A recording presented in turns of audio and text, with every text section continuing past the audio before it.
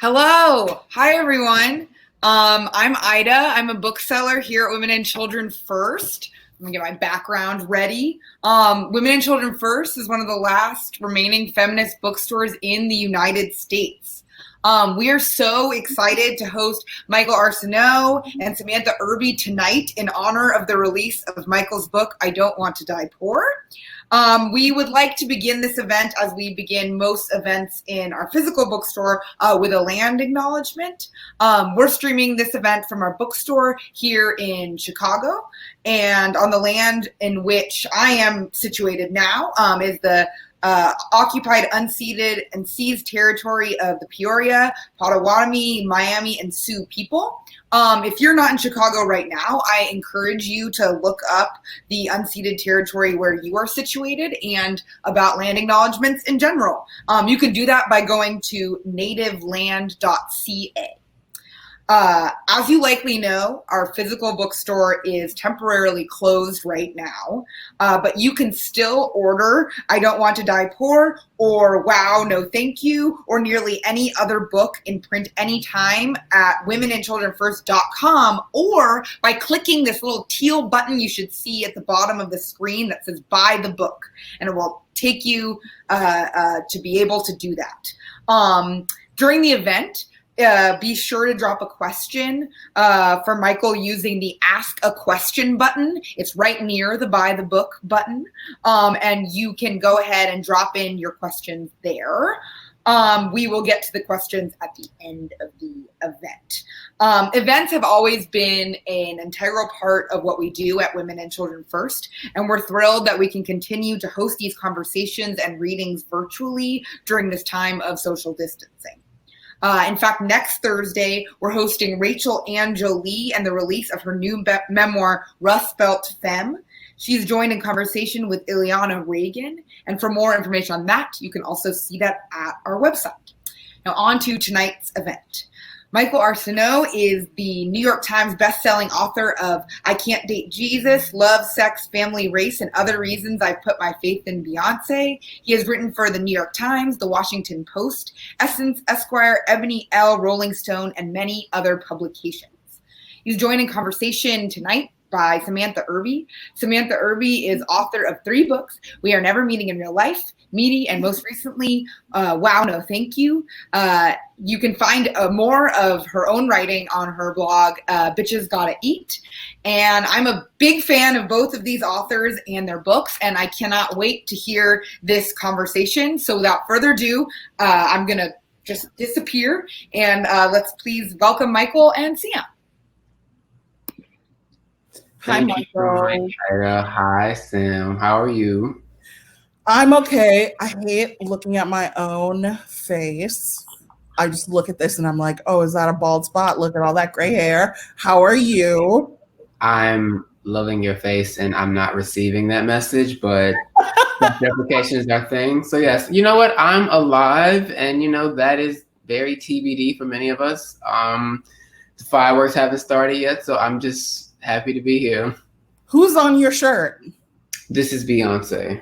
And that wasn't on purpose. I had on a Travis Scott shirt, but I spilled gumbo on it and while I was smoking earlier.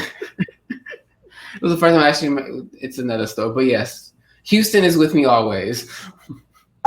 Is that Anita Baker behind you? Did you post that there just for me?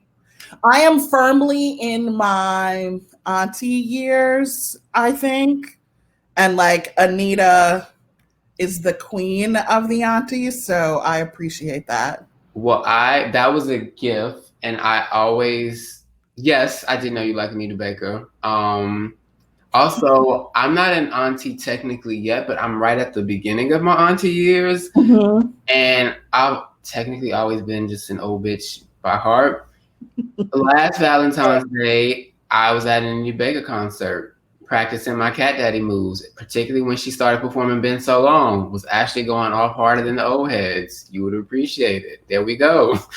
That is a jam I feel deep down in my bones. Okay, I wrote a list of questions because I wanted to be like a responsible interviewer and not just like talk it to you for 45 minutes, which is what I would ordinarily do. That is so a question I hate that I'm gonna ask you is, I hate when people are like, so tell me about your books.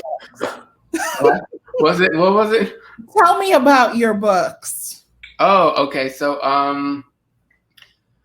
I Can't Date Jesus is basically unlearning what I thought it meant to be Black and gay. So it's basically like, don't be a priest, but suck dick and love yourself. You won't go to hell. That's the one. I Don't Want to Die Poor is like, you know what, bitch? And that's a gender neutral term around here. I know. I appreciate. It's beautiful that, you are your own person. There's, beauty and all that, but life is really expensive and you broke, bitch. So sucks. I could be more thoughtful about it, but I feel like you appreciate those descriptions better. I do. I feel like whenever like somebody wants an elevator pitch and people like get into, first of all, listening to people describe their own work is terrible. But if they take it super seriously, it like makes me want to peel my skin off. So I appreciate the short and concise answer. Which one was harder to write? The second. Because why? Well, one, I thought, because I got paid more, partially thanks to you letting me know what I should be asking for. That I thought things were going to be, I had budgeted, we're going to get over this. Then a few things happened, and I ended up being in the exact same position financially and being overall with work. Also having to write a subject matter that turned out to be, it's easy for me to talk about not wanting to suck dick or just like sex and all that. Easier to talk about that than talking about how I really felt about struggling financially or like being a certain way. That was harder for me. So yeah, the second one, I think that's the better book, but yeah, I hated writing that one more. I think the shame surrounding money and whether or not you have it and whether or not you know what to do with it when you have some of it. I imagine how like oppressive that can be, but I'm also like shocked that you wrote a sex book and that one was the easier one to write. I know, I'm such a weird recovering Catholic. That's so typical. Plus I'm more of a hoe at heart. I don't know. What was your mom's response to each book? My mom doesn't read them. You don't think she does? No, she doesn't. So the first. You don't think she like secretly read a chapter? I think my mom has probably. Okay, so I know for a fact that through my aunts that read I Can't Date Jesus, particularly one aunt in particular, they were able to probably have the conversations that the two of us were not just able to have by virtue she was not comfortable and all these other things. So I know through my aunt, she probably screened the book, but she actually told her through her that she had no intention of reading the book, which I actually figured, because part of it is also like, you know what? There's one thing about being uncomfortable because of the subject matter, but it's also like, it's like asking your parents to read your memoirs. That's kind of a lot. And more than anything, if there's anything that they really want to know, particularly my mom, she could ask me. Does it matter to you, though, that she doesn't read it? Because, like, my parents are dead, so I write whatever I want, and I don't have to worry about who says what. Yeah, I did know that. But if they're alive, I feel like if there was a way for me to publish without them knowing, I would try to do that. Yeah, you know what? It's just kind of like it was a sensitive subject for my mom because they come from the school of don't tell your business. I wrote about really sensitive stuff. She wasn't exactly approving about me writing about being gay, much less sharing, telling my business. Well, that was a sensitive subject, but she's also since said you care too much about what I think, which is what I put in I Can't Date Jesus. And, since then, we've talked about the books. We've talked about things that have happened in light of the books. It's not like she doesn't read my work or hasn't read my work. It's like she's also, I recently sent her something and I was in like USA Today about Juneteenth with the Fancy Blacks. Like Al Sharpton and Kamala Harris. I feel proud of that. And she read that. And so and I also know she knows how to Google stalk me. Like she's never been to New York, but she definitely, when I first moved to this spot, she used the iPad I bought her to go on Google Earth to survey the neighborhood. So she keeps tabs on me. So yeah, but I'm not surprised because maybe she doesn't want to read about her son's sex life or certain things, And honestly, most of the stuff that's in the book, outside of that part, she does know. All right. I mean, I like to ask people who like write about themselves as a person who writes about herself. Did I actually answer that question? I hope so. I think maybe it could have, I thought bothered me initially, but it just really doesn't. I don't know, but just because I already know, like she's still involved in my career and my life, and we still talk about it, so I'm not as like emotional like that she doesn't read the actual memoirs, because I know it's a weird thing. Although you should read it if you haven't. We got no problem. Everyone watching this should read it. Do you make your friends, or do you like require your friends to read it? I never ask people to read my stuff. This is incredible restraint, because I guess I don't people read it as much as I care that they purchase. No, that's literally is like, did you buy it? Okay, so if I'm in the writing stages for like both books, there are like a handful of friends. I mean, handful, like 3 maybe, really kind of like 2 that I might say, what do you think of this? In terms of like jokes or like structure or playing around, stuff like that, I'll ask if I really care about your opinion. But in terms of like reading the book, I would prefer you buy it. But if you don't read it, I don't try to be offended, but I like that my friends are telling me when they do read it, but I don't force that, because I actually think it's no shade. I don't want to go down this road, but like if you're one of those people that text your friends the links to your articles or your PR or whatever, like that's really awful, and stop doing that. I would never do that, but I do my close friends. I'm like, what's your favorite chapter, Piz? Like, did you see where I mentioned you? And then you got to make sure you bury it like on page 300, so they have to like read most of it to find their name. I adore you. Of course, that's my little trick. Of course you do. I adore you. What is the worst part of the writing process for you? That's the actual writing part. Well, is it? I don't really believe in like writer's block, just because I'm a working writer. Like usually, like if that's your deadline, you got to eat, you'll get it done. I would say I wish, and I'm looking forward to this probably with future like books and stuff and other things. I would love to be able to solely just focus on a book or just a project and not have to write so many other things in the midst of it. Because I think that actually, hopefully never reads that way. But, I've written books, even if I Can't Date Jesus, I worked on that one off for years. You essentially get it done under duress in that way. Thankfully, people don't say it reads that way, but I know how tired I can be, and kind of really force myself to get out what I really want to say and have it of a certain quality. That part I hate. So I think, just continue to be paid what we deserve after we prove ourselves. Well, we should have got it before, but whatever, because we already did. You know what I'm saying? I look forward to actually having more space and more time to just kind of focus on the stuff, but having to kind of cram a lot in on top of other work, that part I don't like. I hope that makes sense, but it's having so much other work. Do you have ideas for future books? Yeah.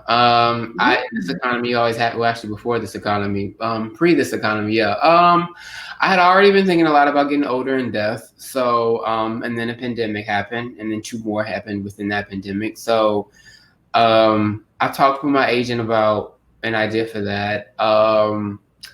Also want to write, I've written a lot about politics even when I was in my 20s. I feel like not everyone knows that, but I'm inherently political.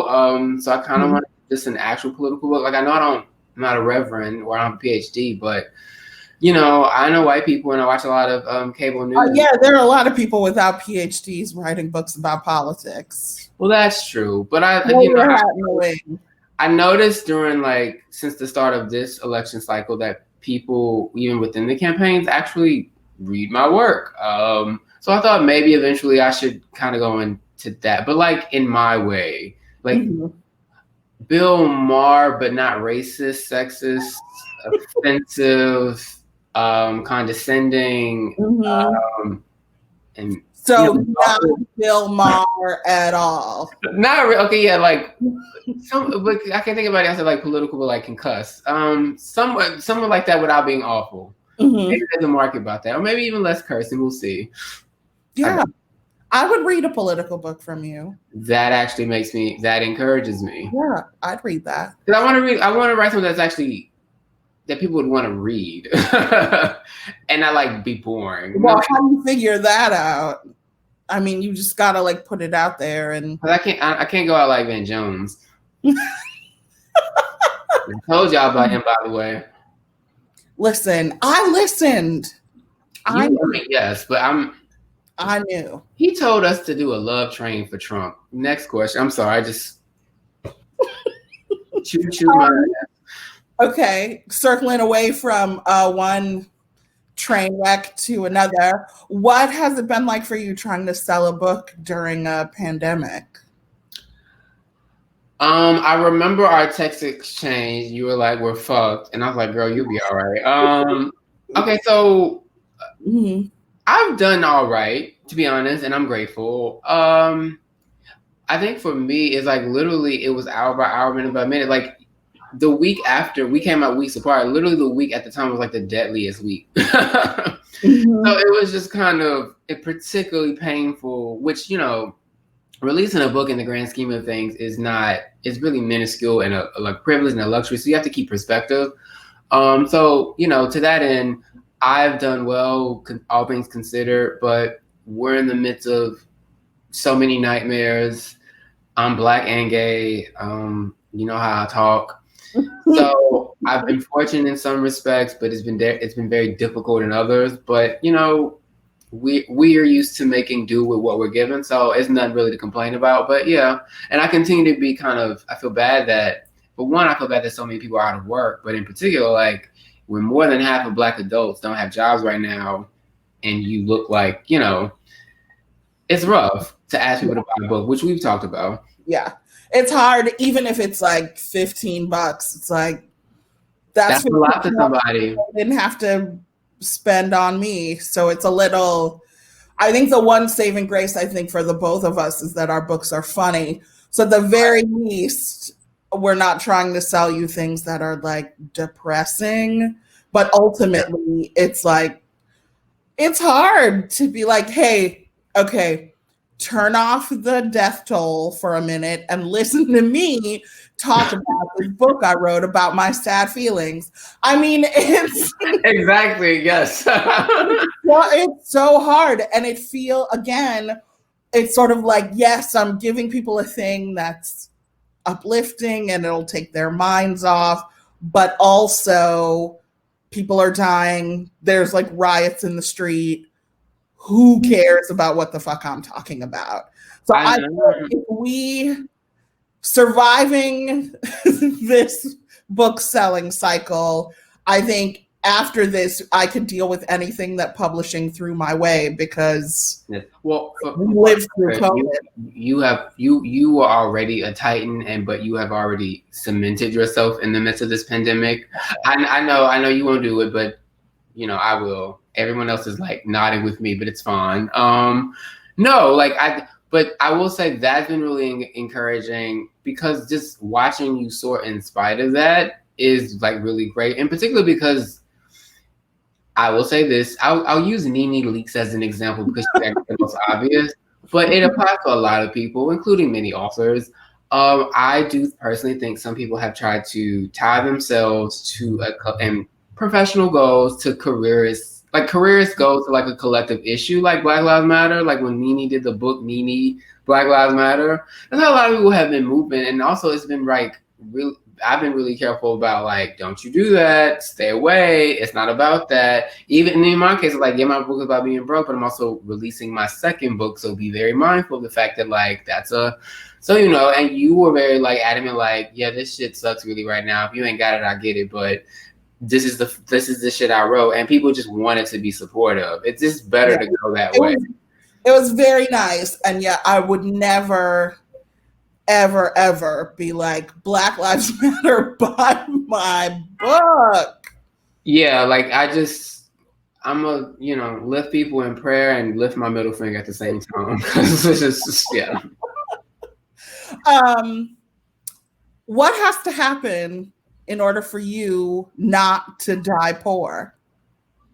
Well, you know what? I will say as of a week ago, I started paying, I mean, I owe everybody, but I'm started paying off my private loans little by little, bit by bit. So I paid off 4 of the smaller ones. I mean, here's the thing. It's on a fixed plan. So by the end of next year, I was going to give them all their money anyway. It was like, we're going to ruin you still.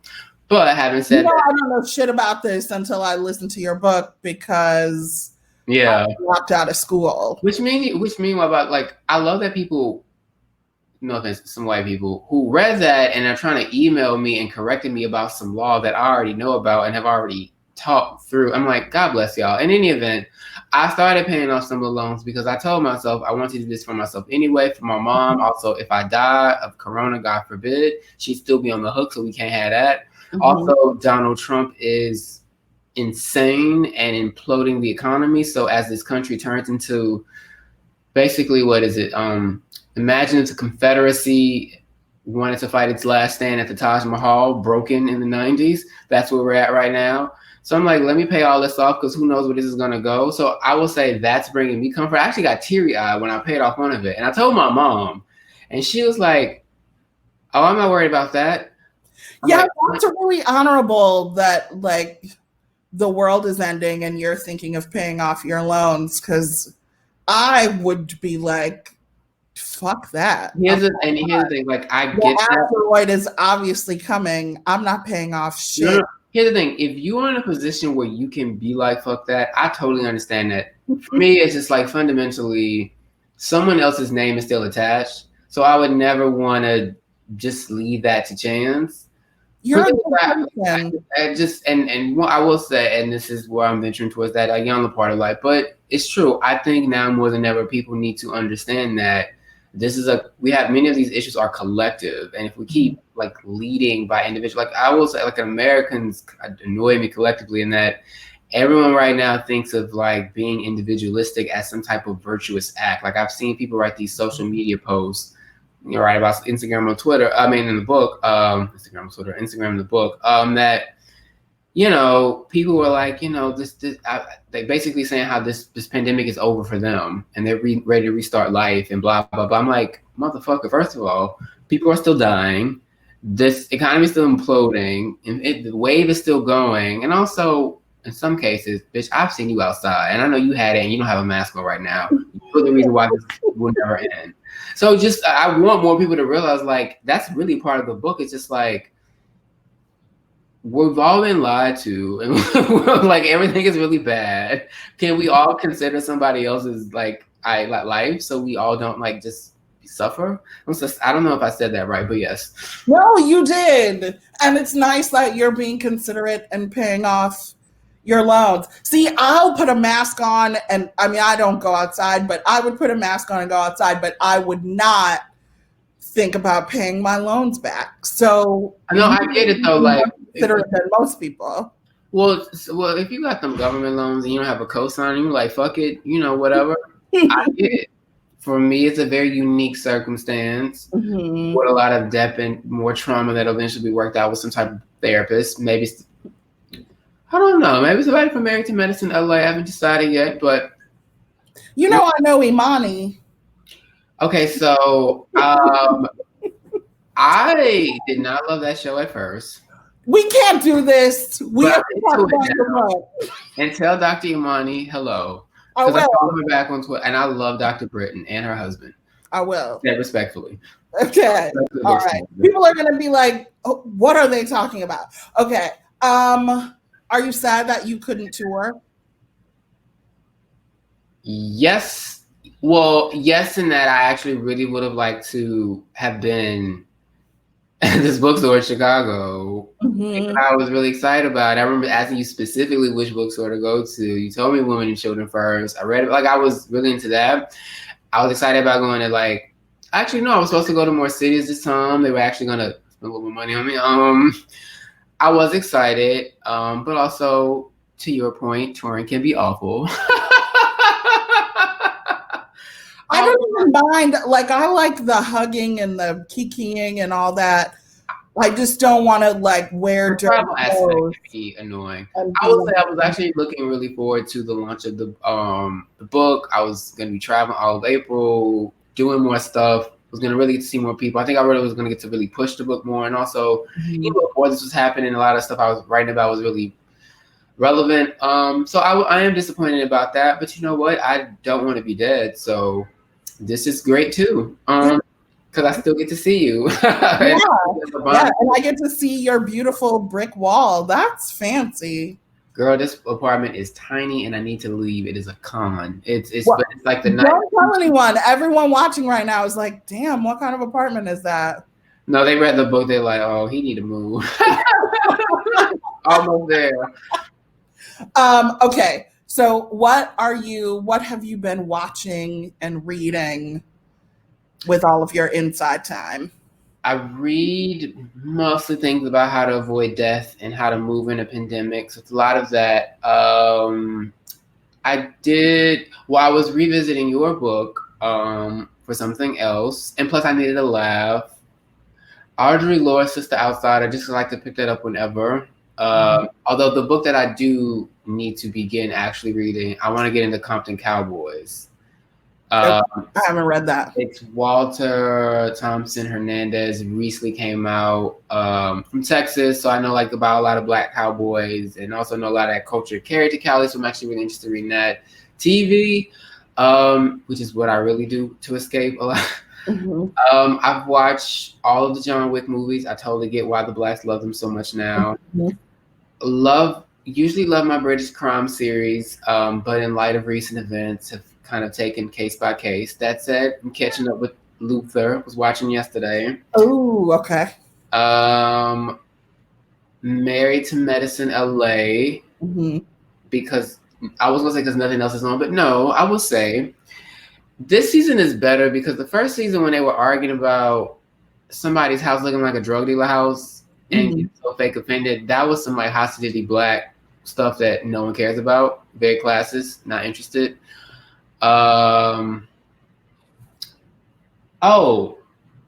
Okay, he's problematic, so let's exclude his name. But the Family Hustle show, I don't watch it because of T.I., but Tiny's kids and Monica being a mom is really enjoyable. However, the most recent episode with Deja, that should not have been on air, so I can't watch it. I love this mix of the high and the low. You're like Audre Lorde, but also the Family Hustle.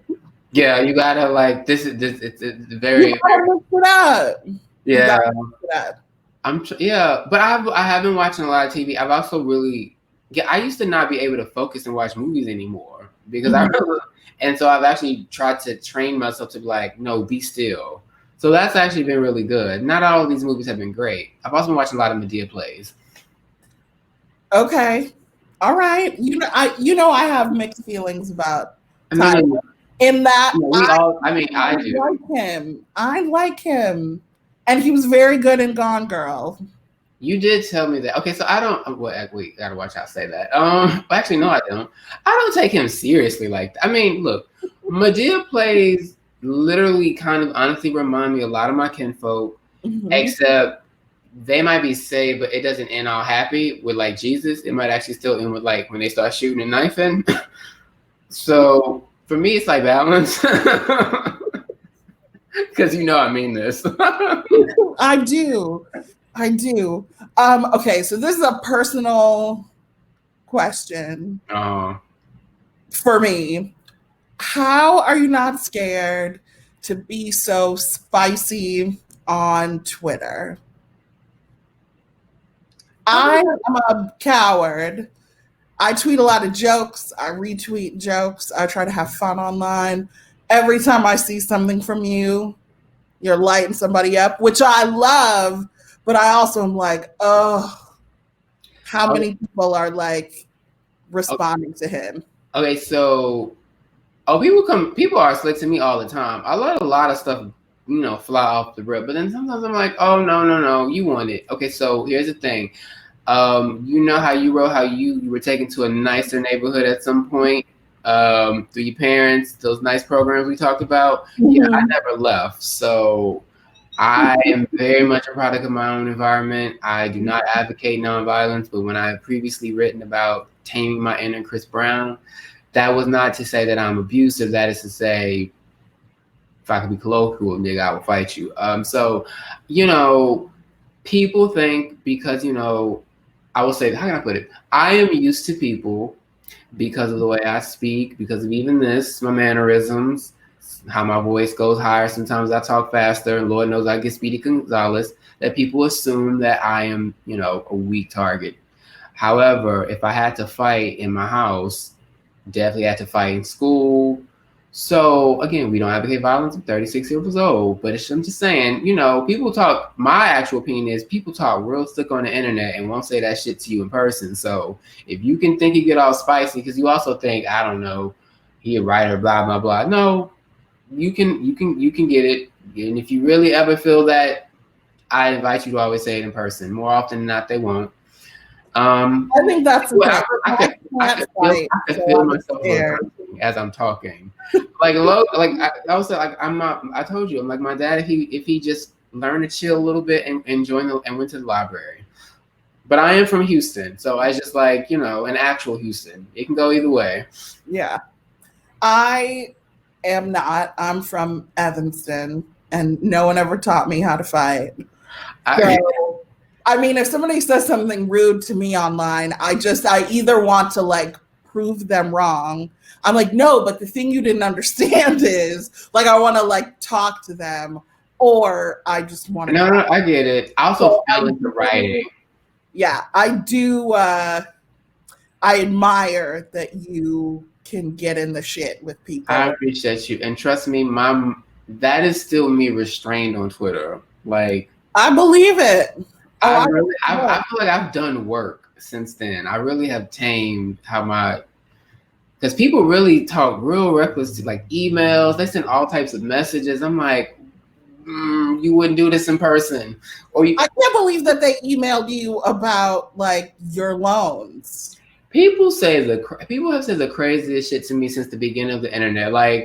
From message boards in the early 2000s, but to even when I became professionally writing. People have said the craziest things to me all the time. And one thing I actually noticed early on is that no one reads black media like racist white people. Mm-hmm. More than the liberal white folks, because they can't wait to argue. People say the craziest stuff to me in email, but yeah. Yeah, I think because I don't do a lot of media writing, and ways to get in touch with me are pretty hidden. I lock a lot of my shit down.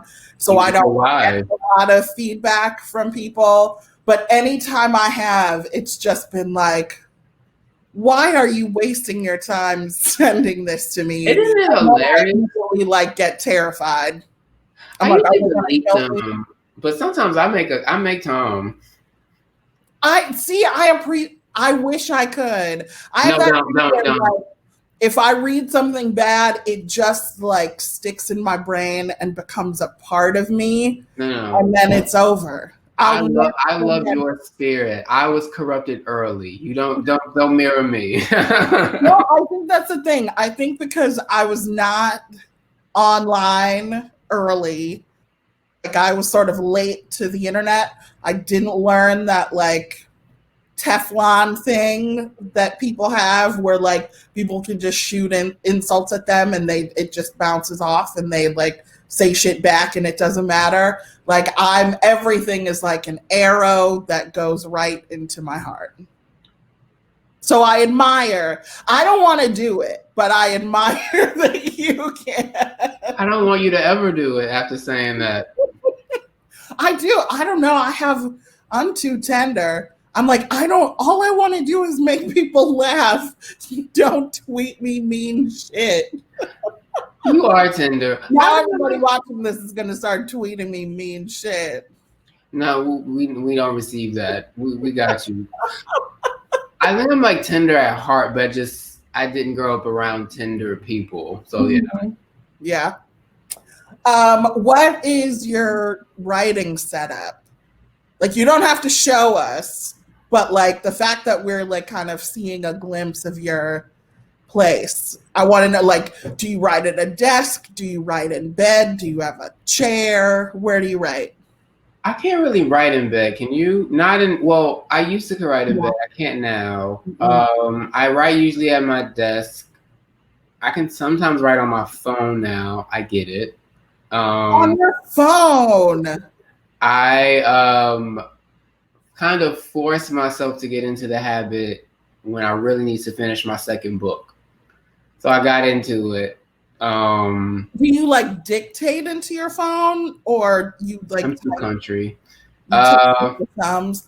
I can't. I'm so old. I just got a new computer that's like a little smaller than my last one, and and it's too sensitive to touch. So I just like fucking curse all the time because I'm always pressing buttons I didn't mean to press and like deleting shit. I cannot imagine typing like actual things on my phone.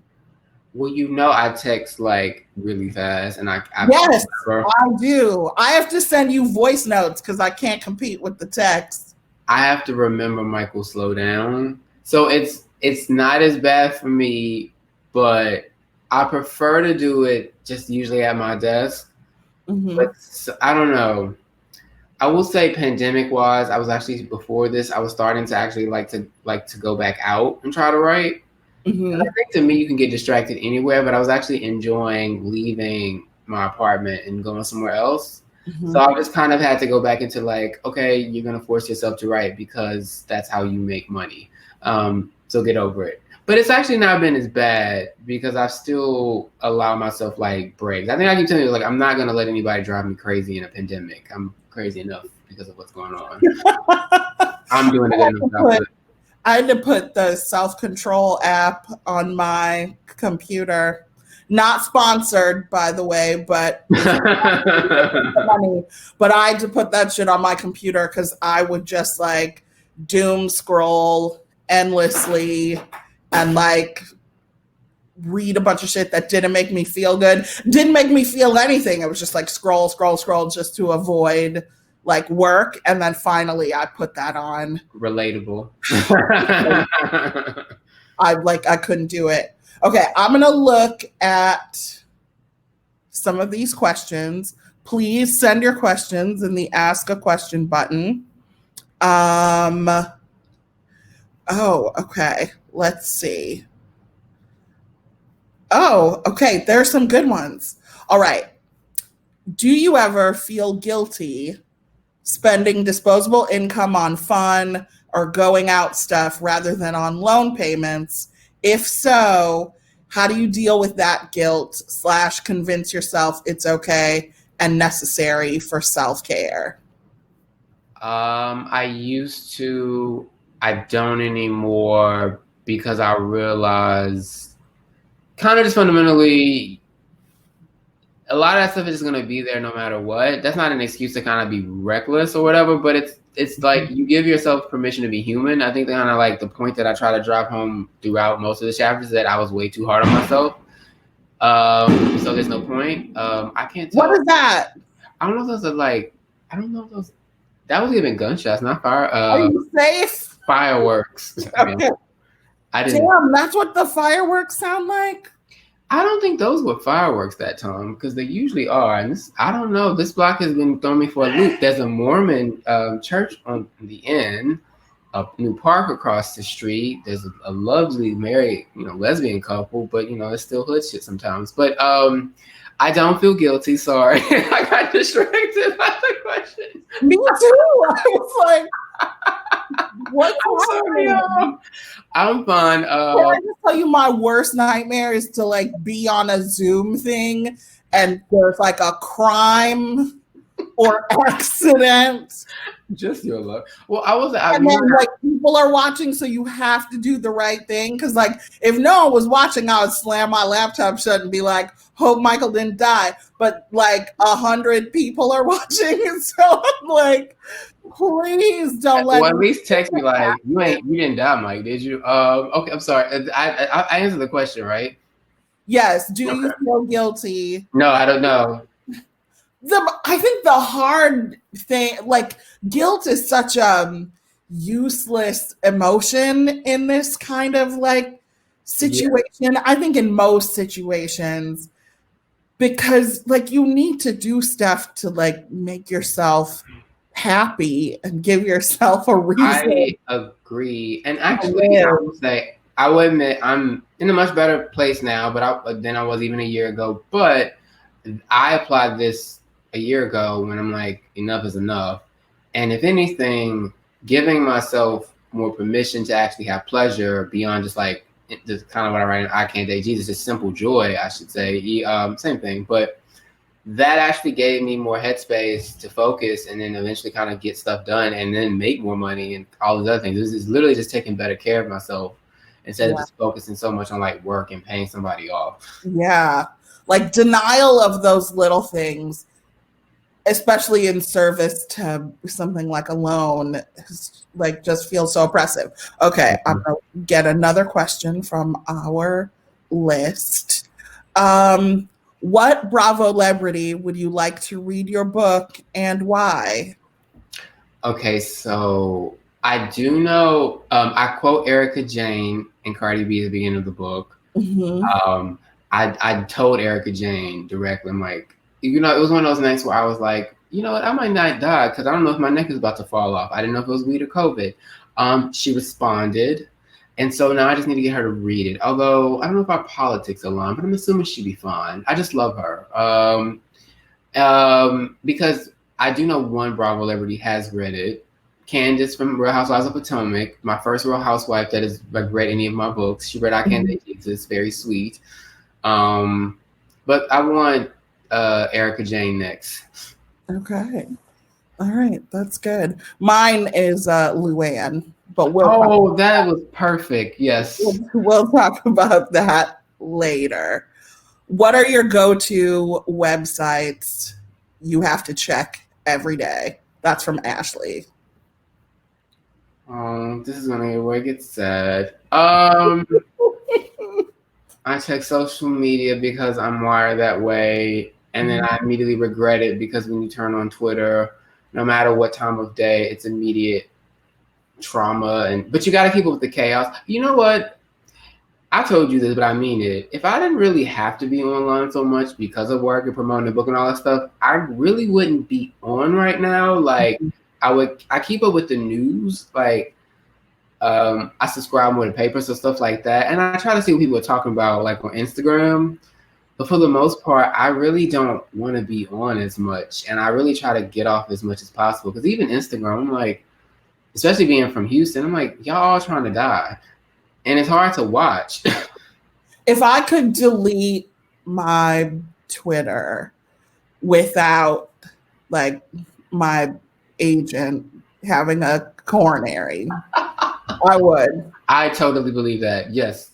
I would. It's hard because you like, and like, this is gross, but like when you have a product you sell, even if your product is yourself, it helps to have a place to tell people about it, even though the algorithm, like you're not in control of it. So unless you pay to promote it, who cares anyway? And I don't pay to promote it. So I'm like, what difference does it make if I have a Twitter? I'm not paying for people to see my links. And if you tweet a link, only 3 people see it. So what does it matter?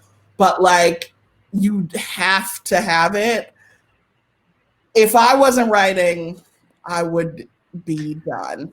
I don't think you need it as much. And actually, you were one of the people that told me this, I feel like, but Instagram sells a lot of books. I also feel like you're really great on Instagram, and that's less offensive to you. I would keep Instagram. I got off Facebook like 2 years ago. You did. I haven't looked back. That was fine. And it's not even about like my information because, you know, I'm not an idiot. I have a cell phone. There are machines tracking me all the time. Like everyone's listening. That who cares? That's fine.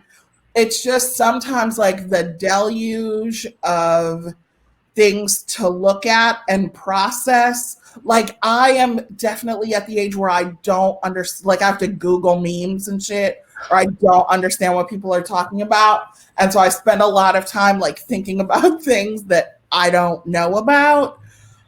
And you know, like going down those rabbit holes. And I'm like, man, how old do I have to be to like get off of here? I love you. I think I'm actually, I mean, I think Twitter, I'm good at the idea of Twitter, but I actually really don't like how combative it is. Like, again, I will cuss you out. However, I really don't want to. I actually genuinely don't like conflict. And one thing I increasingly don't like, particularly about Twitter, is that anything I tweet, people immediately try to make it into, like, or try to rush to correct me about something. Yeah, there's always like a gotcha. I find that really exhausting, particularly at a moment, again, where like all of that just feels even more useless and unnecessary now more than ever. But yeah, I feel like this, I didn't mean to answer the question in a dark way, but I go to social media and I wish I wouldn't.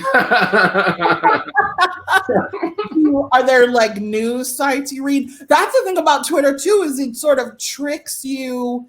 I go to Twitter really for like you know everything is happening because people are truly talking about like the spectrum of things that has happened. Like there's sports and news and social media drama and music and this and that. It like, I sometimes will realize that that I feel like I know everything that happened in a day and then realize that Twitter is the only thing I looked at all day. And I'm like, maybe all my news shouldn't come from the toilet of the internet. Yes, it's the description. I totally get that. I will say though, Twitter is really, really good about informing you about the news. If you know who to follow, that's the trick for me, is that I actually, because I subscribe to a lot of different things. Like I have apps, like I have a bunch of news apps, but I think sometimes it's nice to, particularly certain accounts that just kind of curate it for you. Yeah. Oh God, I'm gonna end up looking at it on after this, and then I'm gonna be mad. I know. You're gonna be like, she told me. Okay, let's see. More questions. Catherine Morgan, hi Catherine, said, what's one thing that you admire about each other's writing? Oh, you want me to go first? Yes. I'm going first. I'm going to go first. Oh, sorry. I admire your openness in spite of, and we touched on this a little bit earlier, but like your openness in spite of a community of people who like might be mad at you for being open. Like I understand that I sort of have the freedom to say what I want because I don't have, you know, nobody's gonna call me and yell at me. And I appreciate like the bravery in what you talk about. And also, and I mean not like more about the first book. And in I Don't Want to Die Poor, talking about money is bonkers. It feels like there's no right way People will be mad at you for saying you don't have enough money. People will be mad at you for saying you have too much money. Everyone will try to put together a financial picture of you without knowing what it is you're working with and like how any of your money breaks down and what you owe and what you don't. And so writing an entire book about not just money, but the struggle to have it and make it and do what you can with what you got is admirable. So I admire your bravery on both of those fronts. I really appreciate you saying that. You know, well, It's true. I mean, honestly, I just think you're like the best, but to be really specific, like I just find one thing about for me is that I was so adamant about you read people like Sloane Crosley, you read like David Sedaris, you read all those people like we can do that too. And I haven't been so adamant about like sometimes like not I've just been like vocalizing it so much because I need to. I really just love the fact that you kind of just really are the best human writer line for line out there to me. And you really just write amazing work that is honest and funny and thoughtful and considerate. I always tell you that I know you know you're good, but I don't know if you know how amazing you are, but that's part of what makes you so amazing.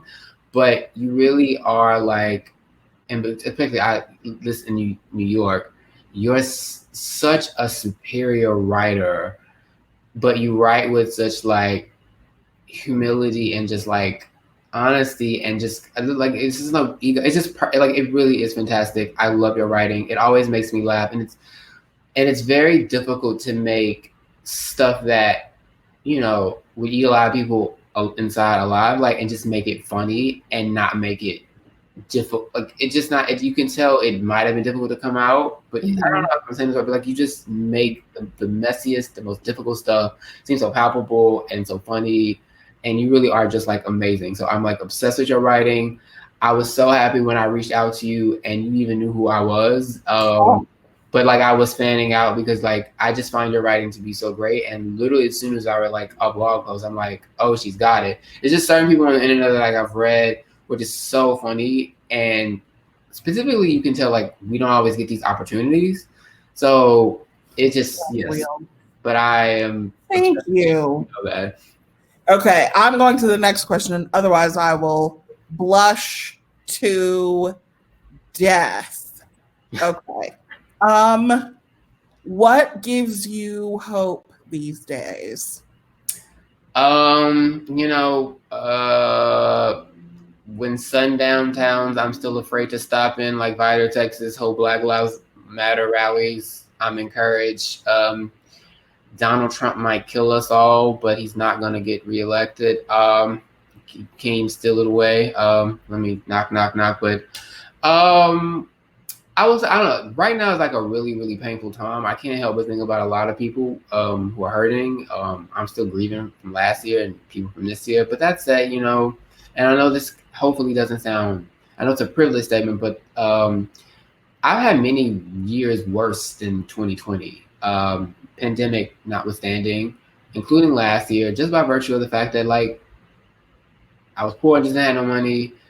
I have recently, in talking to my mom a lot, the question about the book, she actually got me to say out loud, like I was abused, like I grew poor and abused. And you feel like saying those things are kind of like an insult to your parents. But being able to say those words, in addition to writing those two books, actually was just as freeing and more cathartic. And in that, I found a better relationship with my mom, despite not being able to go home as much as I would want. I've struggled so much, but I'm able to pay some things off. It's still a step by step, but like I'm reminding myself that things are going to change. I am really worried about the future for all of us, but at the same time, there's so many bright spots. Like it's gotten so bad to the point where like it can't help but get better. And that's actually been kind of a running theme of my life. And so, I usually just tell myself this. If as long as you can survive whatever, it can't help but get better. But right now, there are a lot of things that are happening that give us all reason to pause and stress out. But there's also many reasons to be really encouraged. And I choose to lean into the hopeful part because I've had a lifetime of considering the alternative. And that kind of eats at you inside, and I don't want to move that way anymore. So I'm actually still hopeful despite everything going on. That's so beautiful. Thank you. That's so beautiful. Okay, I'm gonna pick one more question from our question box if we have another one. Okay. This is fun. When considering dating somebody seriously, do you consider if they have large financial debts or if they are not as financially stable? So does somebody broke ass factor into your decision to date them? To date, no. I mean, I would say maybe to marry, you'd have to think about it in terms of like the way private loan debt is structured. Like one thing I write about, and I've said, I mean, I took myself out of dating contention sometimes because I thought I would be a hassle, which was like not. I should have given people the opportunity to tell me no, for taking myself out. But that said, no, it's not a reason to like psych somebody else out. But I do think, you know, if it gets really serious in terms of moving in together, stuff that's legally bound in terms of debt, then maybe you might have to have that conversation because, you know, marrying into, you know, potentially 6-figure debt is a lot to ask. And but dating, no, I don't think you should determine somebody's value based on those types of things because more often than not, especially if you like this, those are so much beyond your control. Even me, somebody like a successful writer was, you know, struggling to keep insurance despite being a New York Times bestseller. So I know better than to look at folks like that, but I know down the line it might get real. So you might have to have those conversations, and that's just kind of the truth. Yeah. I mean, I think that's the kind of thing you got to look at when you're going to hitch your wagon to their train. Yeah. Of your life. But like, if you're dating, what does your dad have to do with me? Exactly. Not a damn thing. Okay. This is my final question. It's very serious. Rank the Real Housewives franchises from best to worst. Best to worst. Okay. Oh. I'm so sorry, Black community. I think overall consistency is the Real Housewives of New York. Now this is where it gets tricky because the Real Housewives of Potomac hasn't been around as long. So in terms of seniority, I will respect the Peaches and say Atlanta is second.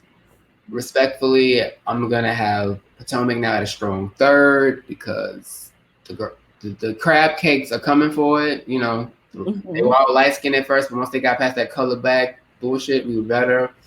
Real Housewives of Beverly Hills, although frankly, if you want to boost them a little bit up higher in the ranking, I respect it. I'm actually drinking Pasado now because of Denise Richards. They are doing her so dirty. After that, who else is there? Okay, wait, no. There's Dallas, which I've never watched. Dallas is the worst because I finally got into it and they were racist. So Dallas is the worst. Of course. Who is Miami wasn't that bad, but they didn't last. So by default, they're next to worst. Does that is it the OC? And then we're done. Yeah, there was a DC season. Oh, snuck into the White House. DC is worse than Dallas, actually, so that can be the lowest. That could be the lowest for sure. Okay. All right. I mean, it's been an hour. I really appreciate you for donating an hour of your time. Stop it. I appreciate you for writing 2 incredible books that people should buy immediately. And I appreciate you both for being here. Thank you. Yeah, this was wonderful. It was a great conversation, and thank everyone who's tuned in for watching. Yeah, great questions. And if you're curious and want to keep up with more events at the bookstore, like I said, you can check us out online. And yeah, thank you both so much for doing this. Thank you for having me. I look forward to actually seeing the bookstore in person when it's safe. really sad we couldn't be there, but thank you for having us for this. And thank y'all for watching. Appreciate it. I love it. Yeah, thanks for hanging with us. Bye, everyone.